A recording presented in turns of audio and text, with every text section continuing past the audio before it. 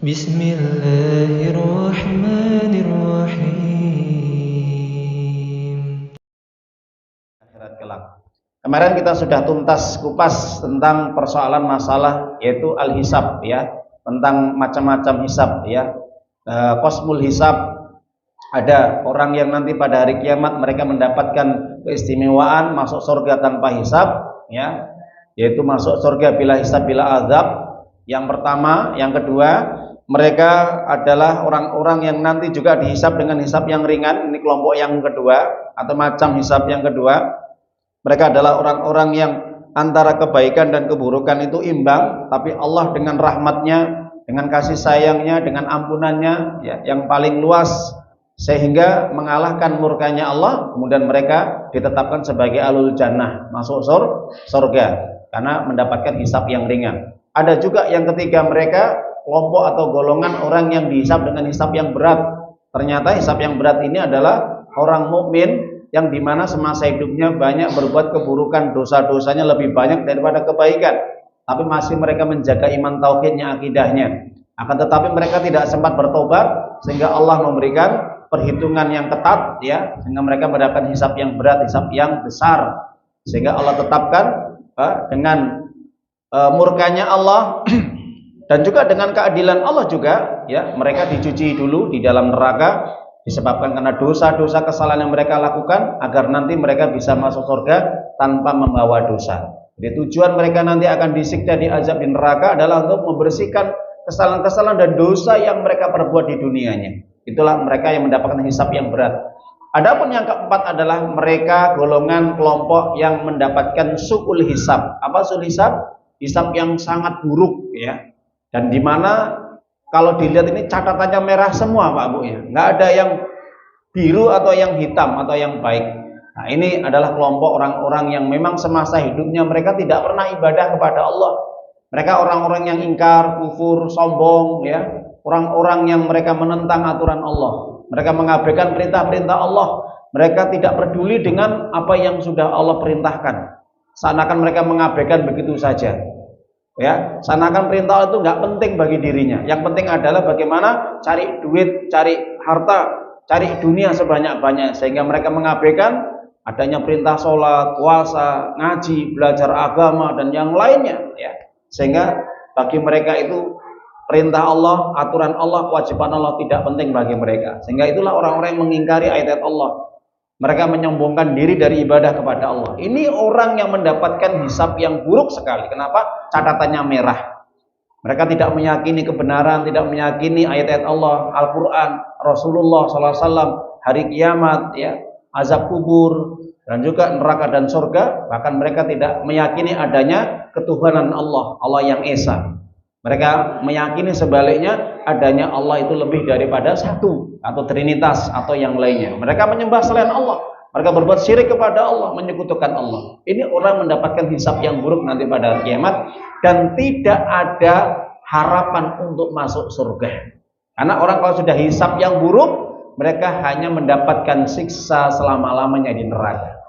Itu sudah kita jelaskan di dalam ayat-ayat Allah. Kenapa? Mereka orang-orang yang tidak mau memenuhi panggilan Allah, menjawab panggilan Allah atau perintah Allah. Para jamaah Bapak Ibu yang dimuliakan Allah Ta'ala, kita akan bahas bab yang baru, yaitu penyesalan orang-orang yang mendapatkan hisab yang buruk dari kalangan orang-orang kafir, orang-orang musyrik ataupun orang-orang munafik tulen. Semasa hidup mereka orang-orang yang jauh dari agama Allah, melupakan Allah, ya, menentang Allah, berpaling dari agama Allah, tidak mengimani ayat-ayat Allah, membenarkan aturan-aturan Allah, bahkan mau mengamalkan apa yang terdapat di dalam kandungan Al-Quran. Nah, orang yang seperti ini yang terjadi Pak Bu, setelah Allah memproses mereka, mencatat mereka, memperhitungkan mereka, menghisap mereka dari amalan-amalan mereka, akhirnya yang terjadi hanya penyesalan, hasarat. Apa Pak Bu? Hasarat, penyesalan. Penyesalan yang tidak akan pernah terulang kembali. Karena kalau sudah di akhirat, apa bisa Pak Bu dikembalikan di dunia? Bisa? Kalla, tidak. Orang kalau sudah di akhirat, ya, benar kata Ali bin Abi Thalib, bahwasanya darud dunia, kehidupan dunia itu adanya hanya amal, la hisab. Tapi tidak ada perhitungan, tidak ada hisab. Itu dunia. Sekarang ini Pak Bu, ini yang ada itu hanya amal. Orang disuruh untuk beramal. Terserah mau beramal baik, beramal yang buruk, jelek, ya bagus, soleh, fasik, ya silakan kata Allah. Karena dunia adalah tempatnya orang untuk beramal. Tapi tidak ada perhitungan. Itu kata Ali bin Abi Thalib. Nanti wadarul akhirah, ketika manusia nanti dibangkitkan di kehidupan akhirat, itu sebaliknya. Adanya apa? Hisab walal amal. Yang adanya hanya hisab, perhitungan, tinggal diperhitungkan oleh Allah, dicatat sama Allah, kemudian diperhitungkan, kemudian diberi balasan sesuai dengan kadar amal yang dikerjakannya masing-masing. Dan di sana tidak ada amal lagi. Di sana tidak ada perintah sholat, perintah puasa, perintah ngaji, menutup aurat, perintah berbakti kepada orang tua, perintah ini dan itu tidak ada. Adanya hanya apa? Hisab. Itu yang dijelaskan oleh Ali bin Abi Thalib rahimahullah ta'ala. Ya. Jadi para jamaah Bapak Ibu yang dimuliakan Allah Azza wa Jalla, maka terkait dengan penyesalan-penyesalan yang dialami oleh orang-orang kafir nanti pada hari kiamat, di akhirat kelak nanti, maka jelas ayat-ayat Allah secara teratur menyampaikan bagaimana keadaan orang-orang kafir nanti di akhirat Pak. Yang semasa hidupnya mereka tidak pernah mau ibadah kepada Allah Subhanahu wa taala, ya. Maka mari kita kupas ya satu persatu bagaimana penyesalan-penyesalan yang dialami oleh orang-orang kafir nanti pada hari kiamat kelak nanti ya. Yang pertama, penyesalan bagi orang-orang yang semasa hidupnya tidak mau ibadah kepada Allah, tidak mau mengimani ayat-ayat Allah, membenarkan bahkan mau mengamalkan. Mereka suka mengabaikan, mengingkari, menentang, berpaling, menyombongkan diri. Yang pertama adalah penyesalan ketika mereka ditetapkan, divonis sebagai ahlun nar, penduduk neraka, baru mereka mengatakan, seandainya, sekiranya aku dulu menjadi orang-orang yang patuh, tunduk, berserah diri kepada Allah. Kita pending dulu azan.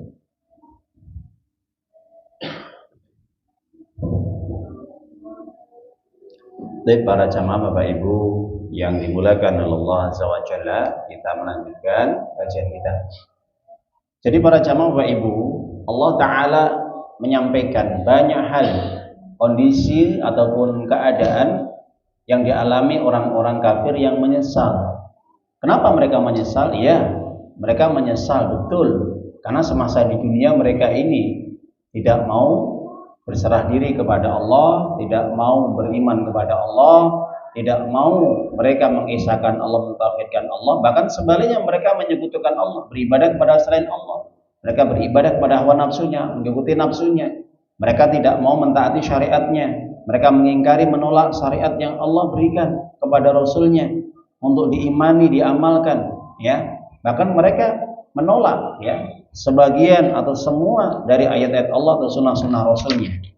Maka orang seperti ini menyesal. Ya, maka dijelaskan di dalam Al-Quran perihal tentang bagaimana keadaan orang-orang kafir nanti pada hari kiamat, orang-orang musyrik nanti pada hari kiamat. Mereka ingin menjadi orang yang patuh, tunduk, berserah diri hanya kepada Allah. Ya, surat Al-Hijr surat 15 ayat yang kedua dan ketiga. Oke, kita jelaskan. Allah Ta'ala menyampaikan, Rubbama yawaddul ladzina kafaru law kanu muslimin. Rubbama yawaddul ladzina kafaru law kanu muslimin. Apa kata Allah?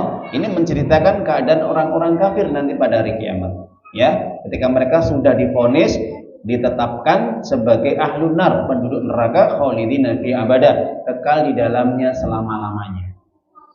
Orang kafir itu nanti pada hari kiamat mereka hanya berangan-angan kosong. Mereka berpikiran sekiranya, seandainya mereka ingin di dunia menjadi orang muslim. Jadi orang kafir mengatakan, seandainya sekiranya saya di dunia, selama saya hidup di dunia, saya menjadi orang muslim, menjadi orang yang tunduk, taat, patuh hanya kepada Allah. Nah, itu angan-angan kosong ya. Itu hanya apa? Keinginan yang dimana? Ya, lamunan mereka, keinginan mereka yang kosong, yang tidak akan pernah terjadi ya selama-lamanya. Nah, maka para jamaah Bapak Ibu, ketika mereka itu berangan-angan kosong, ketika mereka ini ya menginginkan sekiranya mereka di dunia menjadi orang muslim sebagaimana orang-orang muslim yang lainnya yang taat, tunduk patuh kepada Allah, maka kata Allah apa? Ya, sekaligus kalian aja diejek sama Allah. Ini ejekan Allah ya. Ini hinaan Allah. Darhum ya'kulu wa yatamatta'u wa yulhimul amal fasawfa ya'lamun.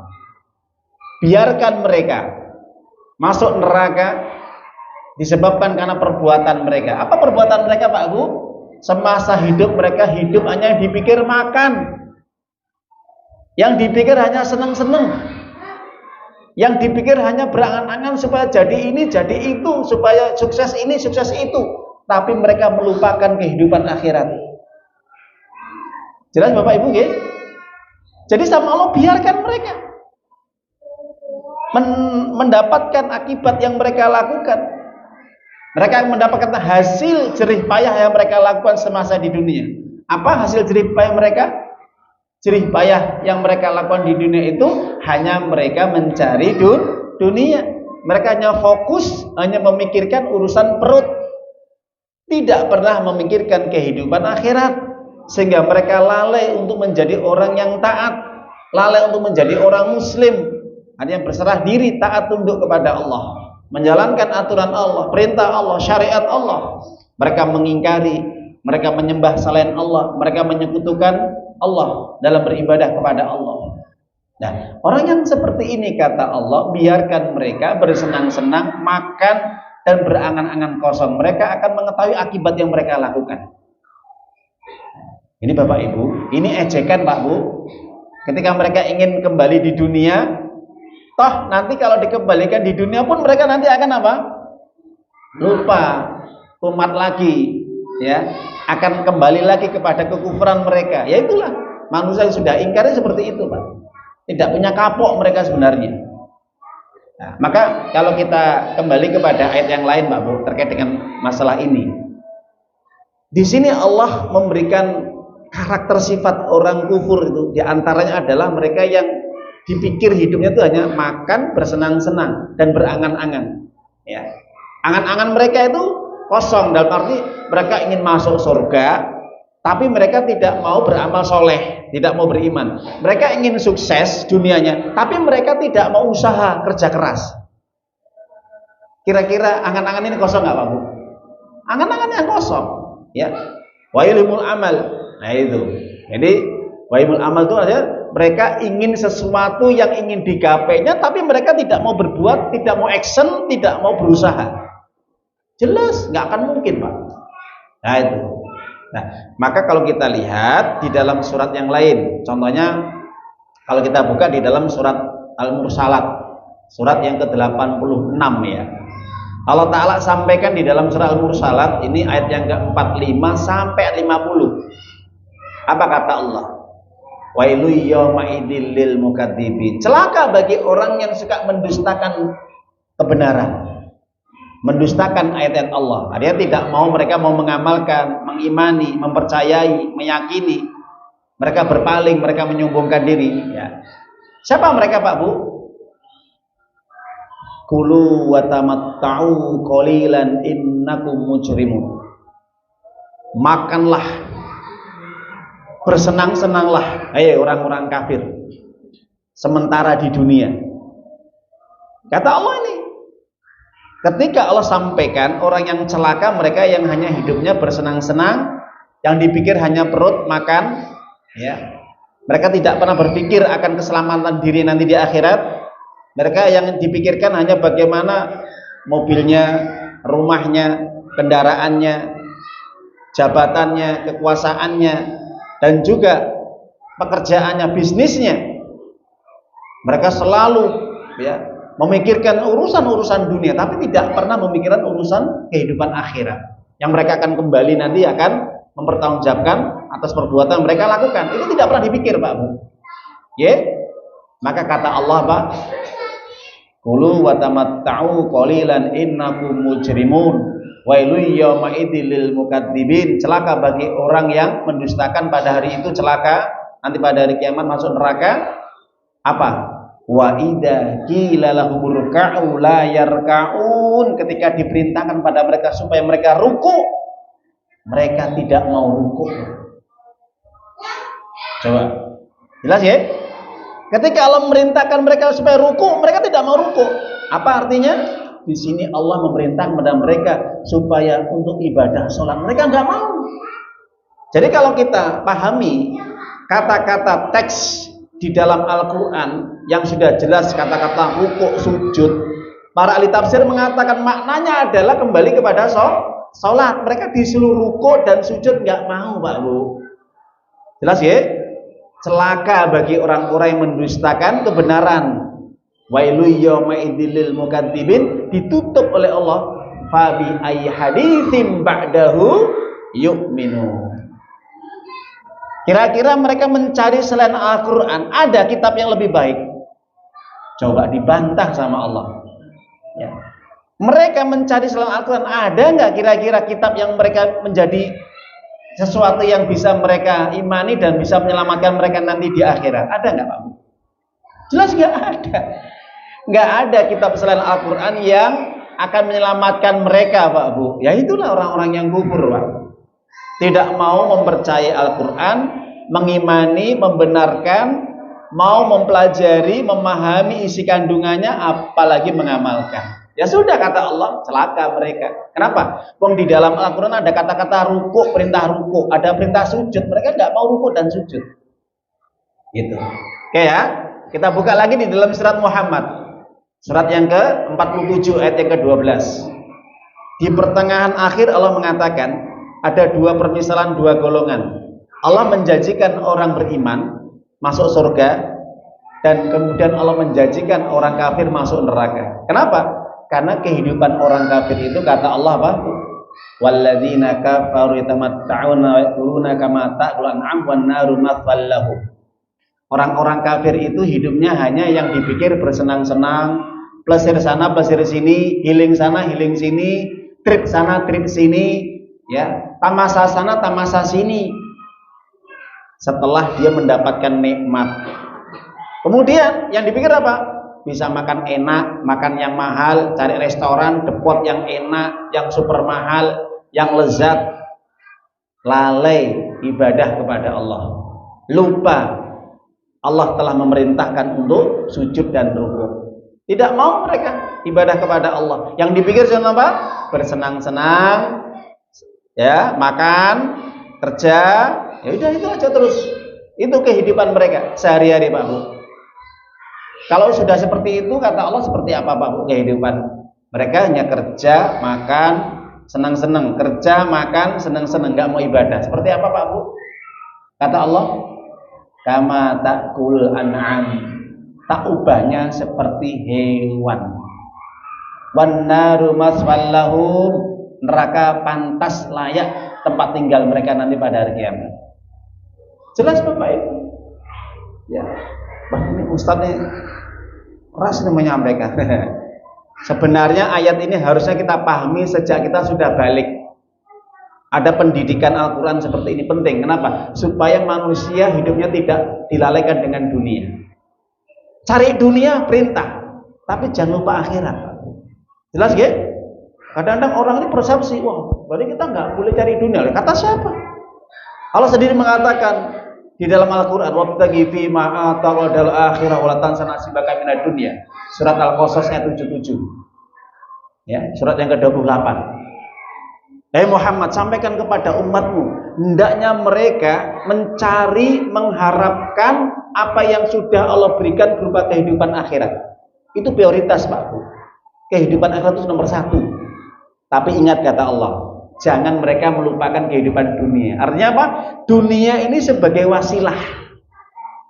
Apa yang Allah berikan, apa yang Allah titipkan, rumah, kendaraan, pekerjaan, jabatan, kedudukan, apapun, status sosial, anak, istri, suami, dan makanan-makanan yang ada yang Allah berikan, itu fasilitas sarana untuk supaya orang itu mendekatkan diri kepada Allah. Harusnya kan gitu. Nah, tapi kalau itu konsep hidup tidak dipakai, dunia bukan sebagai wasilah dia untuk dekat kepada Allah, semakin taat kepada Allah, semakin rindu cinta kepada Allah, karena dunia nanti akan dia tinggalkan, hanya tempat sementara, melalaikan. Enggak. Dunia sebagai tujuan utama menurut orang kafir itu, Pak. Makanya kan apa? Melupakan kehidupan akhirat. Makanya benar kata Allah, wa farihu bil hayatid dunya wa mal hayatud dunya fil akhirah illa mata'. Mereka bergembira, bersenang dengan kenikmatan-kenikmatan dunia sehingga lalai dengan kehidupan akhirat. Padahal kata Allah, kehidupan dunia itu sementara, melalaikan. Kehidupan akhirat abadi. Padahal sudah dinasihatkan oleh Allah, diingatkan oleh Allah. Jangan sampai kita dilalaikan dengan dunia. Kenapa? Dunia itu melalaikan, Pak Bu. Dunia itu melalaikan, menggiurkan. Makanya benar kata Allah, kata Rasul. Kita buka hadisnya ya. Dalam hadis Imam Muslim. Ad-dunya hulwatun khadiratun.